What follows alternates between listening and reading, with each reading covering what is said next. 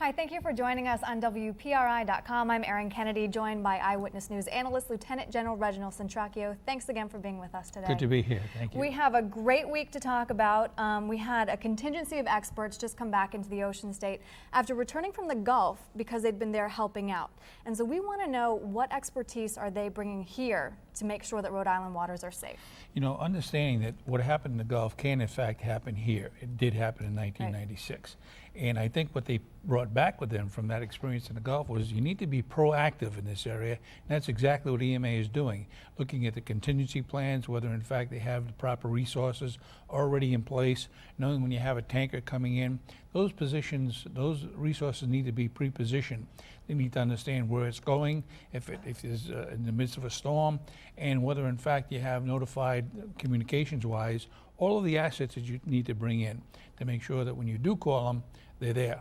And I think that's probably what they found out. You need to be extremely proactive, and that's what I saw in the readiness of the EMA over the past day or so. You're talking about keeping tabs on the barges, similar to what happened in the North Cape oil spill. That's correct. But are we keeping tabs on them now, or they're just saying we should? Yes, I think we are. I'm sure we are. You know, when they know that there's a big shipment coming in on the barges and a big oil tanker, we know that. And therefore, someone is tracking this as it comes up the bay, especially when you have a storm, which happened during the North Cape, and when you have other possibilities that could happen, large traffic within the bay, possibilities of not being double hulled perhaps, and something that could give us a possibility of being ruptured in the bay or hitting something.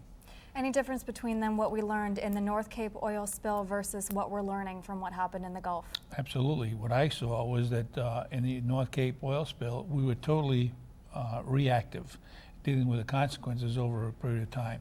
With this, I think we learned that you need to be, once again, proactive, know where your resources are, position them when you can, and understand you need extremely well-organized communications when that particular oil shipment is coming up the bay. Because you said Rhode Island and the East Coast would be devastated, more so than even we saw in the Gulf. Absolutely, I feel that. You know, with the Gulf, you had islands to be able to buffer it to some extent, and you had somewhat of a large area that was manageable. In the Northeast, and specifically Rhode Island, they're on the beach. Yep. There's nothing to buffer them. You have Block Island, obviously, but that's a beach itself. And we don't want them taking any front of it. Amen. So when you talk about, can it happen here? Yes. Would it be devastating? Absolutely. It would completely be catastrophic to our fishing industry here. Okay. Moving on, speaking of oil, there's an ice island that just broke off of Greenland. They say it's 4 times the size of Manhattan, and it could move into shipping lanes and then possibly near some oil rigs that are out in the ocean. Yeah. You know, brand new challenge. Once again, not only does it pose a possibility of a threat to shipping, but clearly you can't really move those rigs that are already placed within the North Atlantic. You can, in fact, go around them with ships, but you can't move the rigs. So I think we're looking at quite a challenge to be able to track these things and make sure that we don't see another disaster with oil. Like the Titanic, same thing. Yeah, exactly. Moving on right now, keeping it in the U.S., recently, and this has been in the headlines a lot lately, there's going to be a mosque built near Ground Zero, and there are a lot of people who, you know, very understandably are emotionally upset by it. And there's State Department reps who are now going to be sent into the Mideast to talk about Muslim and American relationships. And you think that's great? Well, yeah, it is. It's needed. You know, our basic Constitution allows freedom of religion. Unfortunately, when we suffered the Twin Towers going down, that whole thing having to do with a fanatic approach using Islam as a terrorist vehicle, it's extremely hard to separate and to actually extract the real terrorists from those who are Islamic and don't practice terrorism. But when you see this mosque, ironically, going up where Ground Zero was, it just hits a sour note. Yeah. So I think what we need to do is to use every possibility of diplomacy to try to get the people who are building this to understand this is a very sore subject. We need to be educated. They need to be educated. By they, I mean the Islamists who want to put this in the ground center at Ground Zero. But having said that, that happens to be the focal point today. The same thing is going on throughout the entire country, where mosques and prayer towers are being constructed right in the middle of America, and many towns and cities that didn't even understand what Islam was all about. So I think we're going through a real sensitive time. It's going to take a tremendous amount of education on the part of our State Department to educate the Islam efforts as well as the American people to understand that it is a religion. They're not terrorists. Everybody that practices Islam is not a terrorist, certainly. But unfortunately, when you look at it and they're not able to discern the difference, it poses a problem. That's exactly what we're going through here. I think you hit the nail on the head, though, too, because apparently when they were building the mosque, they didn't do any sort of pre-PR campaign, and it only came up that they were building it. I guess they decided to make a statement after the whole Faisal Shahzad fiasco. Yeah, if you look at it from and I say this with the proper context, if you look at it from an ignorant point of view where you don't understand what they're doing by not having the proper PR, then you look at it as a fanatical group that caused a tremendous attack on the United States, and you're unable to extract the difference between Islam and the fanatic Islam. Again, it's more reactionary. Absolutely, and that's exactly what we're seeing. Okay, let's move on to our relationship now, the U.S. relationship with Vietnam.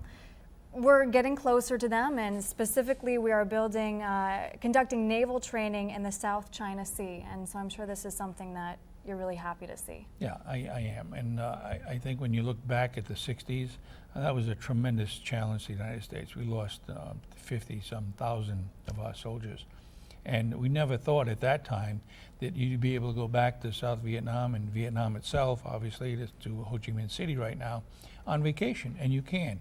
And I think that someday we'd be looking at the same possibilities that we didn't think was possible in the 60s as it perhaps might relate to Afghanistan and Iraq today. Some economic ties. Exactly. Yeah. Now, what do you think, though, about kind of thumbing their nose at China, who says that they kind of have territorial claims to that area? Well, I think Vietnam is making a statement, and rightly so, that China does not own all of the China Seas. They have to understand that there are other countries in that area, and they can't be the dominant country. And they're demonstrating this by allowing the United States to go in with a warship, incidentally, and demonstrate that we want to be friends. We need to develop an economic relationship. And I think someday you'll see that exchange of ambassadors in place again. Okay. So I think it's healthy, but I do extend that to looking at long-range possibilities. The same thing happened to Germany. When we thought that we'd never see them as a place to go vacation. We never thought we'd go back to Korea, and yet we go back to Korea on vacation, and many of the places that we were at war with one time. So I do feel optimistic that one day we will see Afghanistan and Baghdad as points of destination. I hope so. We will. Speaking of Afghanistan, there are some recent numbers released. The number of civilians killed jumped by 31% in the first half of 2010, and the war is getting more violent. Why do you think that is? Well, General Petraeus was charged with coming up with a strategy that would preclude and avoid casualties as it relates to the civilian population. And he embarked on that. Now, I don't know this for a fact, but I would think that the counter strategy to that would be for the insurgents to inflict damage on civilian casualties and blame coalition forces. That's what I'm seeing. The 31% that we talked about in the first 6 months are primarily due to suicide bombings and assassinations. Correct. And just to give you those numbers, the insurgents are responsible for 72%, which is up from 58%. Right. That's tremendous. It is. When you look at the entire concept, that the forces that are inflicting the damage are themselves, but yet they have the opportunity to blame someone else, and I think that's the counter strategy that's being applied to the new Petraeus strategy about avoiding and making a better relationship with the tribes in Afghanistan. So we've got to ask, how does this affect the timetable? Well, I think if we look at the basic timetable, we are on schedule. 1 year. Nevertheless, Yep. Nevertheless, it's all based upon whether, in fact, security forces and military forces in Afghanistan can maintain its own security. And that doesn't take much to push that aside and say, well, that hasn't been put in place, therefore we can't move out in accordance with our timetable.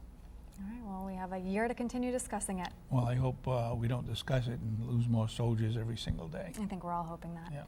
Defense Secretary Robert Gates has decided that he needs to trim the budget by $1 billion this year, $100 billion over the next 5 years. Where's that money going to come from? Well, you know, looking at his methodology as he presented this possibility, it would be taken from high brass, generals, admirals, many contractors, agencies that don't have a direct play in supporting our troops in a wartime scenario. So I think what you're looking at in this particular shot for the $1 billion, you're looking between 3,000 and 6,000 civilian employees and some high brass that would be asked to leave early, and obviously precluding any further brass from being created, and it's called a brass creep. Brass creep, I love that. Yeah, it's a word. And I think we've seen that in each of our wars. Post 9/11, they said. Yeah, Yep. exactly. And so you present a high load bureaucracy over a military, and then you insert into the military high-ranking military officials to oversee that bureaucracy, and this is exactly where we're at. And they make good salaries, I'm sure. Yeah, they do. You don't think, though, that that will affect the Guard? Well, you don't know. You know, there used to be, and we didn't used to appreciate first-hand equipment from the production line of the Guard. We always received second-hand stuff from the active military, either the Air Force, Army, and so on and so forth. Since 9/11, we've seen a tremendous spike in brand new equipment, and Rhode Island is specifically an example of that. We've received brand new C-130Js right off the production line. The first time that's ever happened for any state. We received brand new Black Hawk helicopters. If we go back to the bit about only supplying the active forces with brand new equipment, then the Guard gets leftovers. And I hope we never see that again, because the balance or the mix of the force doesn't allow it. You've got to be able to put troops in battle with state-of-the-art equipment, and it can't be secondhand stuff. Okay.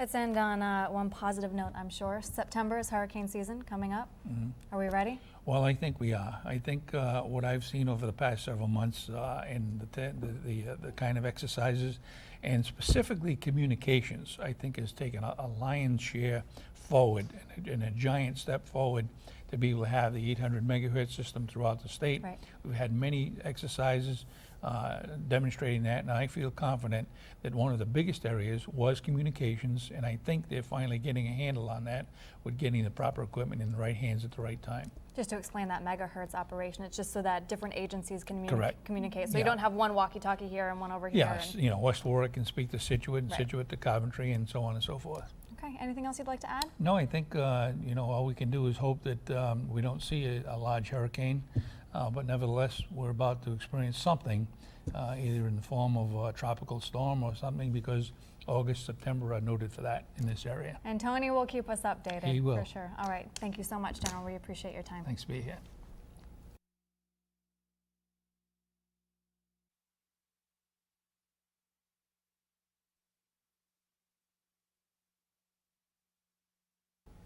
Thanks for joining us on WPRI.com. I'm Erin Kennedy, joined by Eyewitness News analyst Lieutenant General Reginald Centracchio. Thanks for Hi. being here.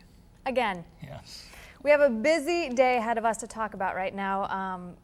Specifically, as we had in the headlines yesterday, the violence in Iraq continues. There was a suicide bomber yesterday at an Army recruitment center, killed 46 people. How is this affecting the security forces kind of being singled out as targets? Do you see that as a trend? I do. I think it's a methodology that they're developing to preclude us from being successful in the withdrawal of combat troops. Keeping in mind, you know, when we announced the whole withdrawal plan and the time schedule, it was based upon the ability of Iraq to be able to maintain its own security, specifically by building up a viable military and a police force. The target that was selected and continues to be selected by the Taliban and Al-Qaeda are those individuals that do want to assume that responsibility. So I do see a strong possibility that we may have to look at changing that, moving our combat troops out because of the violence that we've seen over the last several days. That, I think, will continue to be a trend. It'll certainly challenge our timetable at best. That timetable being specifically that U.S. combat troops be pulled out by August 31st. That's correct. That's only a week and a half away. And when we look at that and we say, well, what does that mean? That means that we won't be actively engaged in pursuing and being in a proactive way for combat.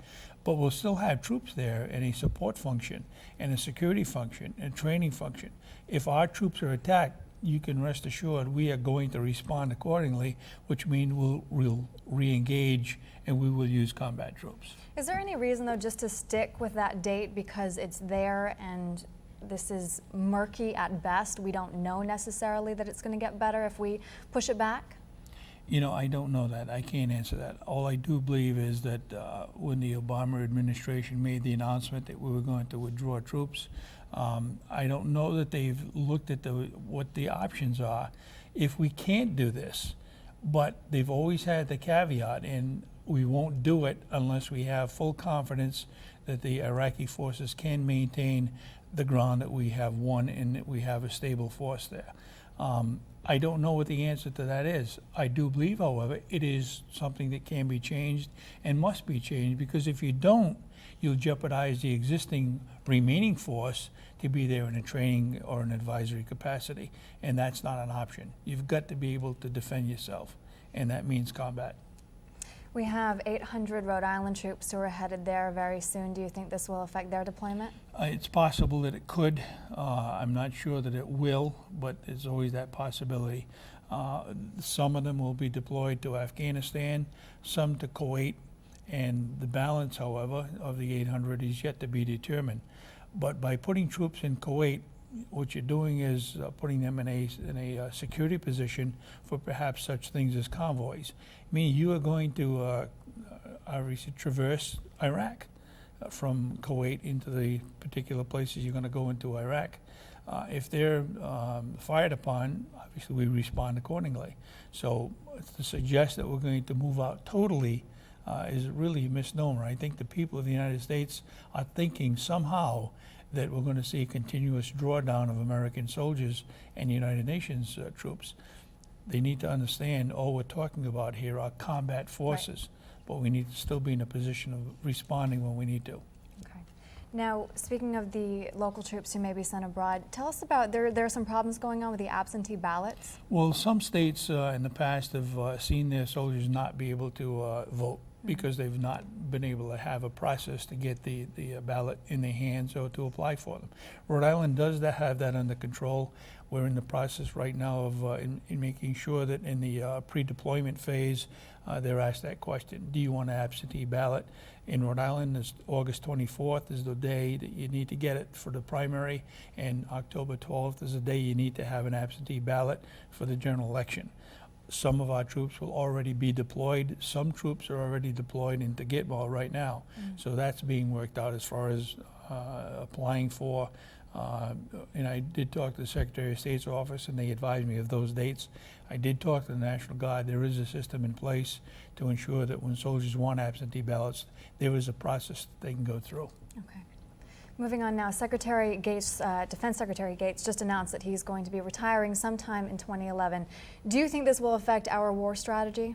No, I don't. I think General Petraeus has embarked upon a strategy, and I don't see that changing. I think you'll see a sustaining of that particular strategy as long as it's working.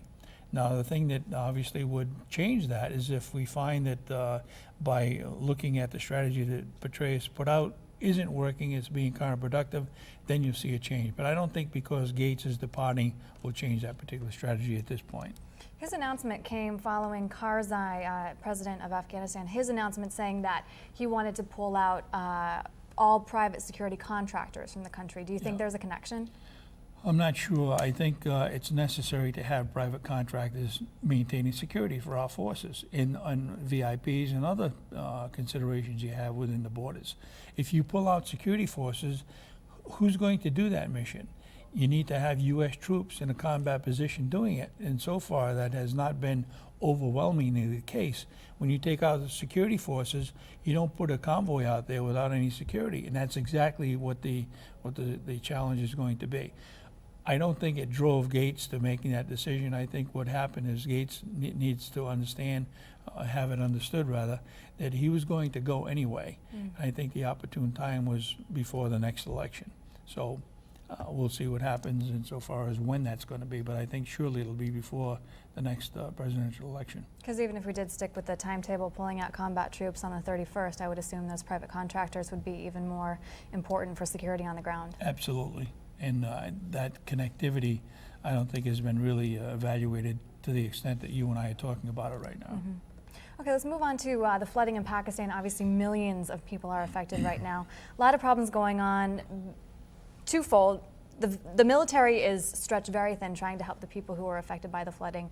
But people on the ground are seeing problems because kind of the Taliban is filling that vacuum because the military is just so busy helping flood victims. Yeah, there are 2 points that need to be discussed. First and foremost is the Pakistani government is weak at best. The confidence level by the Pakistani people is very low with its government.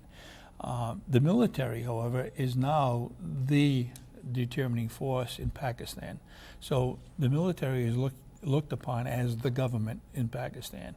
Now that's a scary proposition because you do know that Pakistan has access to nuclear weapons. And if you get the military both in a civilian control, so to speak, or having the government of Pakistan and having its hands nuclear weapons too, God knows what could happen. So I think the real challenge here is to make sure that we move the control of Pakistan back into civilian hands, and that's obviously the Pakistani government. That's going to be a huge challenge because they don't have the capability unless they depend upon their own military. And that's a real fine balance, and millions of people are looking at the military now as the government for Pakistan. Especially if confidence in Zardari continues to slip. Apparently he's been in Europe now during this flooding and people. And that's another thing. He's been away during a pretty trying time for his people. They don't look at him as an authority anymore. They look at the military. Right. The UN is asking for $460 million. They've reached about half that goal, but as I understand it, people are hesitant to give money because in Pakistan, you never really know that the money you give is going to be going to the victims. Exactly, and that's a problem no matter whether you're talking about Pakistan, Afghanistan, Iraq. There seems to be somewhere along the line where the money never gets from the intent to the actual use without going through some corruption of some sorts. So I think what you're seeing here is a loss of confidence in people wanting to give money because they know it'll never get to where it's supposed to go, especially when you see people still going up and down the rivers with little or no help at all. And where's that money going? Well, obviously it's not going to where it needs to be. And so that's destroying the confidence level about the United Nations effort to begin with. And just access to all those people is another hurdle. Huge. You have to go through some facility to do that. I mean, there has to be control. So when dollars come in from any source, where does it get funneled? It goes to someone who's not involved in that flood, and they're involved in spending it elsewhere, and it's not going to the relief of people. This is an interesting story that we've talked about before. The Somali pirates who attacked a Navy ship months ago, a judge found them innocent, or excuse me, he dismissed the charges of the piracy charges, basically because back in an 1820 Supreme Court case, piracy was defined as robbery at sea. And these men were found not to have robbed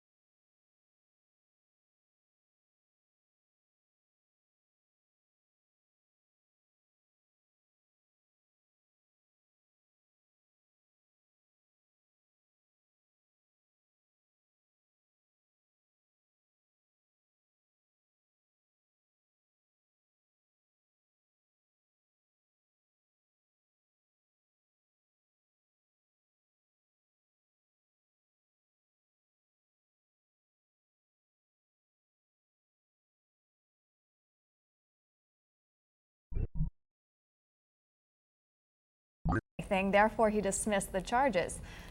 Is it because we're going back to the 1820s here for a You know, definition? it really feels like somebody went to sleep someplace, and this particular judge needs to be educated, I believe. It was the letter of the law. Yeah, well, you know, semantics plays a large part here too. They were there with intent. Now, you get put in jail when you intend to do something. You don't necessarily have to do it, but if you intend on doing it, you're going to be equally as guilty, and somewhere along the line, you're going to have to pay the consequences for that. Because they didn't actually rob somebody, they were pirates. And that's what really gets to me. Right. You know, you got some individual someplace saying, well, they didn't meet the letter of the law.